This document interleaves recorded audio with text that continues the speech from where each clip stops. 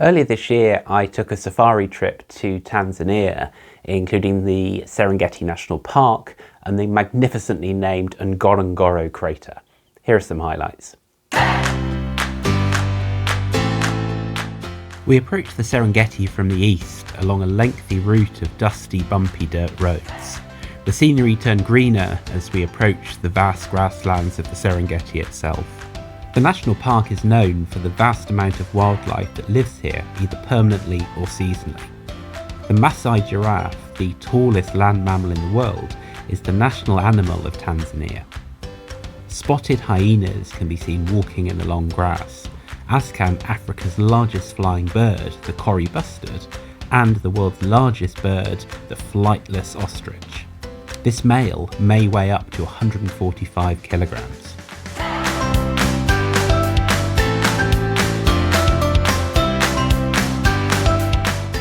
Continuing the theme of largest creatures, the African savanna elephant is the largest land mammal on Earth. Over 7,000 of them live in the Serengeti, with an encouraging increase in numbers in recent years. One of the latest additions is this week-old baby.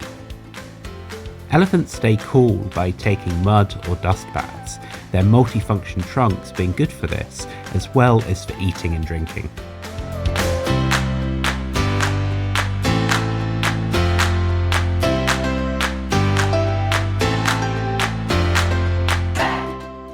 Semi-aquatic hippos are more closely related to whales and dolphins than to land animals.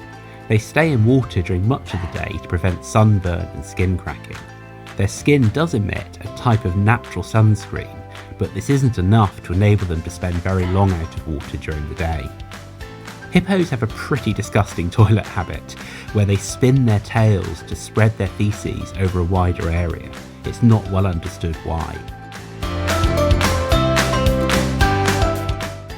With the central Serengeti being a largely flat grassland, it's hard to appreciate the scale from the ground. A dawn flight in a hot air balloon gave me an opportunity to get a Kori bustard's eye view of the area. The overall protected area is around 12,000 square miles, with the national park itself accounting for around half of this. The aerial view was good for spotting herds of animals, such as Thompson's gazelles and zebras.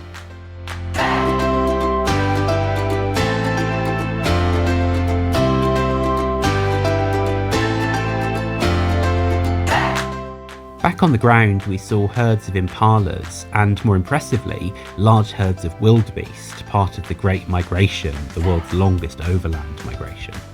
The wildebeest are accompanied by zebras. Both species benefit from keeping together. The poor eyesight of the wildebeest is made up for by the zebras, who are better able to spot threats and navigate through the landscape.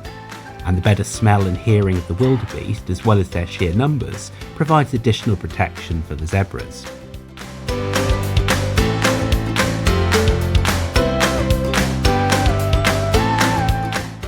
For most people, the highlight of any Serengeti safari is seeing the big cats. The area is home to Africa's largest lion population, with 3,000 living here and in the adjoining Masai Mara. I've seen lionesses and cubs before, but this was my first time seeing adult males in the wild. This animal is devouring what's left of the wildebeest.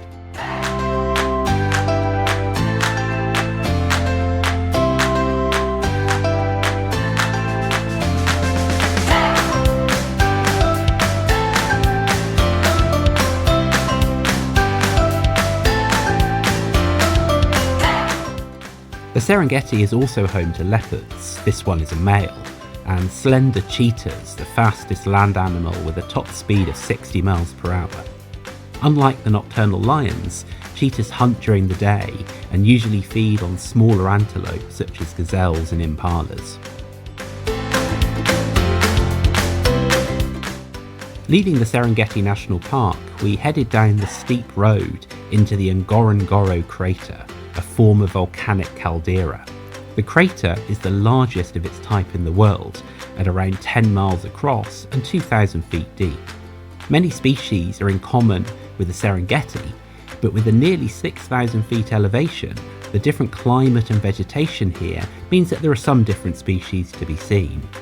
An impressive sight in the alkaline waters of Lake Magadi is flocks of both lesser and greater flamingos. The flamingos feed on algae that grows in the alkaline lake, which contains a pigment that turns the birds pink. In the wooded areas can be found the highly sociable and intelligent olive baboons.